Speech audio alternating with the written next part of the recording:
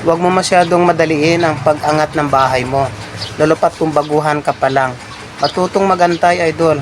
Huwag kang masyadong magmadali. Ang gawin mo lang ay mag-upload ka na mag-upload ng mga engaging video mo, idol. Huwag kang mag-focus dun sa count me in mo. Ang gawin mo, mag-upload ka na mag-upload ng mga videos mo, ng mga content mo, ng mga reels mo.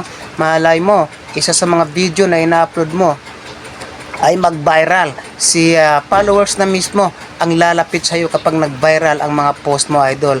Kaya huwag madali, no? Huwag masyadong mag-focus sa count me in.